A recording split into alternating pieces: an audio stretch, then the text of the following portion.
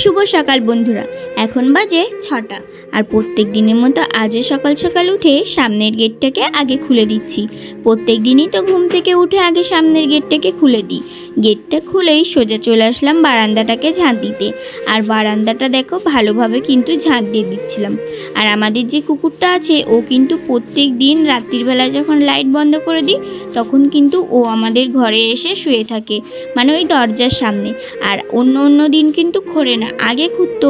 আবার দেখো কালকে রাত্রিরে খুঁড়ে কিন্তু ও কী অবস্থা করেছে, 2-3 জায়গায় খুঁড়েছিল। আর দেখো সেইগুলোকেই আমি কিন্তু ভালো করে মাটিগুলো এক জায়গাতে জড়ো করে ওইখানে দিয়ে দিচ্ছিলাম ভালো করে। আমি ততক্ষণ বারান্দাটা ভালো করে ঝাঁট দিতে লাগি, তোমরা ততক্ষণ আমার ভিডিওটা দেখতে থাকো।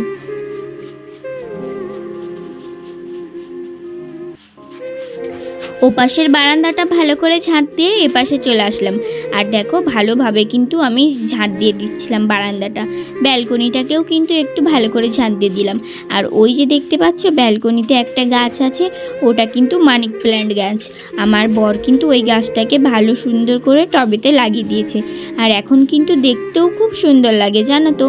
যখন আগে ছোট ছিল অতটা ভালো লাগতো না, আর এখন ও ডগ ছেড়েছে, আবার কচি কচি পাতা বেরিয়েছে তো সেই জন্য দেখতে খুবই সুন্দর লাগে। আর দেখো বারান্দাটা ঝাঁট দিয়ে কিন্তু আমি ওই নোংরাগুলো আজকেও কিন্তু হাতে করে বাইরেটা ফেলে দিলাম। আর কদিন তো বৃষ্টি হচ্ছিল, আর এই 2 দিন বৃষ্টি হচ্ছে না, তাই জন্য রাস্তাটা একটু শুকিয়ে গেছে। তাই জন্য আজকে রাস্তাটাকেও একটু দেখো ভালো করে ঝাঁট দিয়ে দিচ্ছিলাম। এই কদিন বৃষ্টিতে না রাস্তাটা পুরো কাদা কাদা হয়ে গেছে। আর বাড়ির সামনেটা ঝাঁট না দিলে কেমন লাগে বলো তো। কাদা ছিল, ঝাঁট দিতে পারিনি। আজকে আর কাদা নেই, তার জন্য ঝাঁট দিয়ে দিলাম। Welcome back to my channel Priyanka simple house wife. তোমরা সবাই কেমন আছো? আশা করছি খুব ভালো আছো। তোমাদের ভালোবাসায় আমিও খুব ভালো আছি। আর আজকে দেখো সকালে উঠে কিন্তু রাস্তায় হাঁটতে বেরিয়ে পড়েছি। আর রাস্তাটা কিন্তু প্রচণ্ডই কাদা হয়েছিল আমাদের, দেখো এখনও কিন্তু কাদা শুকায়নি। আর মানুষ চলাচল করছে তো সেখান দিয়ে কিন্তু পথ পড়ে গেছে, তাই জন্য একটু রাস্তায় ঘুরতে বেরোলাম। আর আমাদের চারিপাশের প্রকৃতিটা দেখো কত সুন্দর লাগছে। আর আকাশে কিন্তু মেঘও করে আছে, এই দেখো আকাশটা এতটাই মেঘ করে আছে মনে হচ্ছে এক্ষুনি বৃষ্টি নামবে। আর কদিন টানায় বৃষ্টি হয়েছিল, তাই জন্য দেখো আমাদের খালটাও কিন্তু পুরো ডুবে গেছে। আর ও পাশের জমিগুলো দেখছো পুরো সাদা সাদা হয়ে গেছে কিন্তু। আর এপাশে দেখো কাকা শ্বশুর আর আমি যেই জমিটাতে ধান লাগিয়েছিলাম সেই জমিটা তো পুরোই ডুবে গেছিলো, তোমরা তো সেটা দেখেইছো। এই দেখো পুরো জলে ভর্তি হয়ে গেছে, আর গাছগুলো একটাও নেই, 2-1টা আছে। তাই কাকা শ্বশুর আজকে আবার ধান রুইছে, ওই দেখো। চলো বেশি বকবক না করে বাড়িতে যেয়ে আগে বাসি কাজগুলো সেরে নিই। অন্য দিন তো রাস্তায় যেতে পারি না, রাস্তাটায় প্রচণ্ডই কাদা থাকে। আর আজকে কিন্তু রাস্তাটা একটু শুকিয়ে গেছিলো বলে রাস্তায় একটু হেঁটে আসলাম। আর রাস্তায় বেরিয়ে আজকে খুব ভালো লাগলো জানো তো। আর আকাশটা কিন্তু প্রচণ্ডই মেঘ করেছিল আজকে। আর দেখো বাসনগুলো কিন্তু আমি ভালো করে মেজে নিচ্ছিলাম। প্রত্যেক দিনের কাজ বাসন মাজা, তাই আজকেও কিন্তু রাস্তা থেকে ঘুরে এসে বাসনগুলো মাজতে শুরু করেছি। আমি ততক্ষণ বাসনগুলো মেজে নিই, তোমরা ততক্ষণ ভিডিওটা দেখতে থাকো।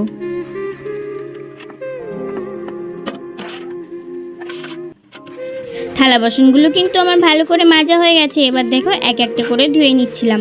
আর এই যে প্রথমে যে থালাটা রাখলাম ওটা কিন্তু আমি বেশি ব্যবহার করি তরকারি ঢাকা দিতে, ওটাতে কিন্তু খাওয়া দাওয়া কিছুই হয় না। আর দেখো সব থালা বাসনগুলোকে আমি ভালো করে এক একটা করে ধুয়ে নিচ্ছি। আর আমাকে এক দিদিভাই কমেন্ট করেছে, দিদিভাইয়ের নাম হচ্ছে সায়ন পরামানিক। দিদিভাই বলেছে তোমরা কি বোন প্রত্যেক দিন মাছ খাও? না দিদিভাই, আমরা প্রত্যেক দিন মাছ খাই না, বৃহস্পতিবার আর শনিবারটা মাছ মাংস কিছু খাই না, নিরামিষ খাই। আর যেহেতু এখানে তুমি প্রত্যেক দিন দেখছো মাছ খাচ্ছি, বৃহস্পতিবার আর শনিবারটা দেখবে নিরামিষই খাই।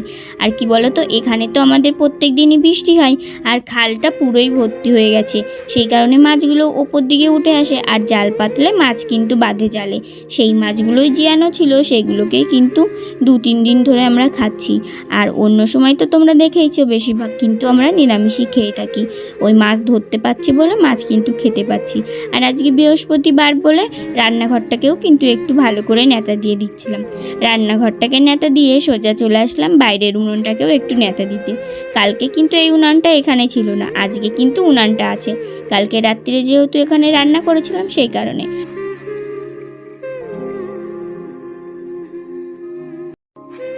সব বাসি কাজ সেরেও আবার ছুটলাম কলে জল আনতে, কেন বলো তো, এখন আবার মেঘ করেছে আকাশে প্রচণ্ডই, আর একবার যদি বৃষ্টি শুরু হয়ে যায় তাহলে আমাদের রাস্তাটা আবার কাদা কাদা হয়ে যাবে। একটু শুকিয়েছিল, তাই ভাবলাম আগে জলটা এনে রাখি, তারপরে সব কাজ করব। আর বেশিরভাগ আমি কিন্তু স্নান করার আগেই কিন্তু জল আনতে যাই। রাস্তাটা তো প্রচণ্ডই কাদা কাদা হয়ে যায়, আর কাদা হলে কিন্তু জল আনতে খুবই কষ্ট হয় আর খুবই কিন্তু সমস্যা হয়। আর কাকিমা শাশুড়ির কলসিটাকে নিয়ে চলে গেছিলাম। আমার তো বোতল আর বালতি আছে, আমি না বালতিটাকে হাতে করে নিয়ে আসতে পারি না। আর এই কলসিটা করে 3-4 বার গেছিলাম জল আনতে। কলসিটা করে ওই ড্রামটাতে ভরলে না তাড়াতাড়ি কিন্তু জল ভরে যায়, আর না হলে বোতলে করে আনতে আনতে খুব কষ্ট হয়। জল এনেই সোজা আবার স্নান করে চলে আসলাম। একটু কাদা কাদা হয়ে গেছিলো গা হাত পা, সেই কারণে। আর প্রত্যেক দিন তো সকালবেলা স্নান করতেই হয়, যেহেতু আমার গোপুসোনা আছে, গোপুসোনাকে ঘুম থেকে তুলে খেতে দিতে হবে, সেই কারণে। আর আজকে দেখো গামছাটা মাথায় কিন্তু বেঁধে নিয়েছি। আজকেও কিন্তু চুলটা আমি এখন আঁচড়াবো না, গামছাটা মাথায় বেঁধে নিয়ে সোজা চলে গেলাম আলপনা দিতে। আজকে যেহেতু বৃহস্পতিবার, আর প্রত্যেক বৃহস্পতিবারেই তো আমি আলপনা দিই, তোমরা তো সেটা জানোই।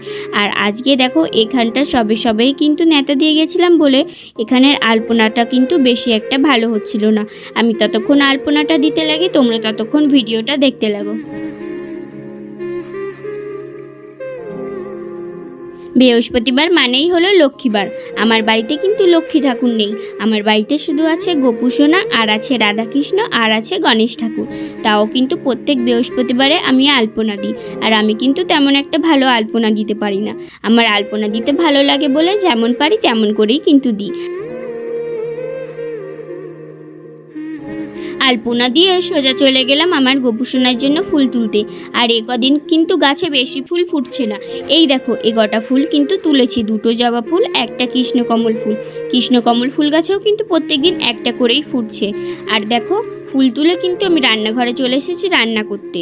আজকে না অনেকটাই প্রায় দেরি হয়ে গেছিলো, আর সকালের পুজোটা তো দিয়েছি, তাই ভাবলাম দুপুরবেলা তোমাদের সাথে পুজোটা শেয়ার করব, ফুলগুলো তুলে রাখা যাক, তাই জন্য ফুলগুলো কিন্তু তুলে রেখেছি। আর এই পাশে দেখো আমার কিন্তু ভাতটাও হয়ে গেছে, আর ভাতটাকে কিন্তু আমি নামিয়ে নিয়েছি। আর দুপাশে 2টো কড়াই বসিয়ে দিয়েছি। এপাশের কড়াইটাতে এখন আমি ভাজবো চাল কুমড়ো। আর চাল কুমড়োটা দিয়েছিল আমার কাকিমা শাশুড়ি, তাই জন্য এপাশের কড়াইটাতে চাল কুমড়ো দিয়ে দিলাম। আমি ততক্ষণ চাল কুমড়োটা ভাজতে লাগি, তোমরা ততক্ষণ আমার ভিডিওটা দেখতে লাগো।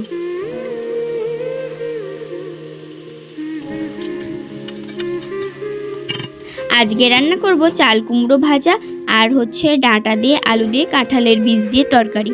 আর চাল কুমড়োটাকে তো আমি ঢাকা দিয়ে রেখেছিলাম, চাল কুমড়োটা কিন্তু আমার ভালোভাবে সেদ্ধ হয়ে গেছে। আর দেখো ঢাকনাটা খুলে কিন্তু আমি ভালো করে নাড়াচাড়া করে নিচ্ছিলাম। আর চাল কুমড়োটাতে এখন দিয়ে দেবো লবণ। আর ওপাশের কড়াইটাতে তো তোমরা দেখলেই তেলটা দিয়ে রেখেছিলাম। কেন বলো তো, ওপাশের কড়াইটাতে না একটু আগুনটা কমই লাগে, আর তাই জন্য তেলটা দিয়ে রেখেছিলাম যাতে তেলটা গরম হতে থাকুক। আর লবণ হলুদ দিয়ে দেখো চাল কুমড়োটা কিন্তু আমি ভালো করে ঘুটে দিচ্ছিলাম। আমি ততক্ষণ রান্নাটা করতে লাগি, তোমরা ততক্ষণ ভিডিওটা দেখে চ্যানেলটি সাবস্ক্রাইব করতে লাগো।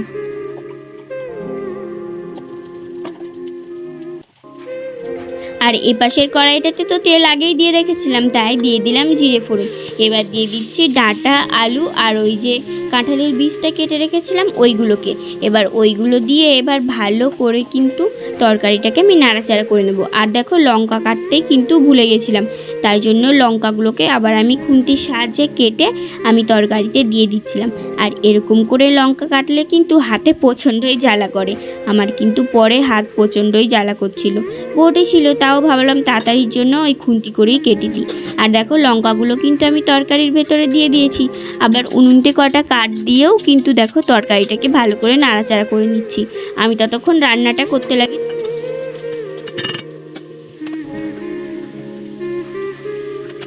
রান্নাঘরটা তো আজকে নেতা দিয়ে ঠিক করলাম, তোমরা তো সেটা দেখলে। তাও কিন্তু দেখবে রান্নাঘরটা কালকে আবার যা তাই, কারণ আকাশে কিন্তু প্রচণ্ডই মেঘ করেছে।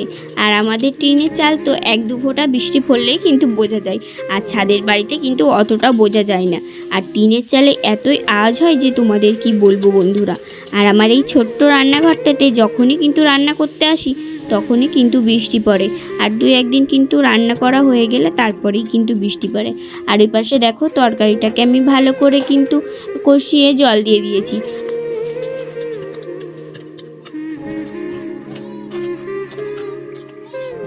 তোমরা কিন্তু কেউ এখনও বললে না যে আমার ভিডিও তোমাদের কেমন লাগে, আর তোমরা কেমন ভিডিও দেখতে চাও সেটাও কিন্তু কমেন্ট করে বলতে ভুলো না।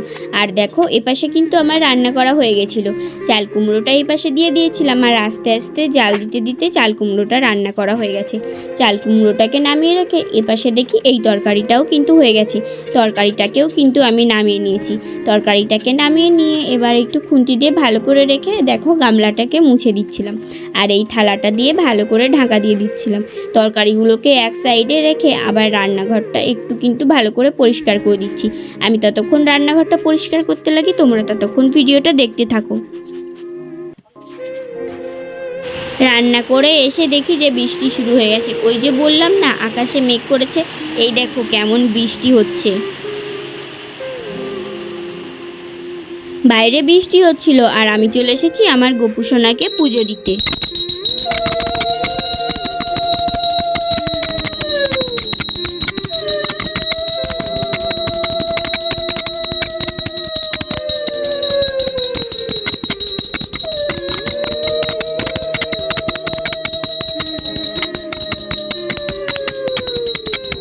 বাইরে বৃষ্টি হচ্ছিল বলে কারেন্টটাও কিন্তু চলে গেছে, তাই আজকে আমার গোপু সোনাকে কেমনভাবে সাজালাম সেটা তোমাদের সাথে শেয়ার করতে পারলাম না।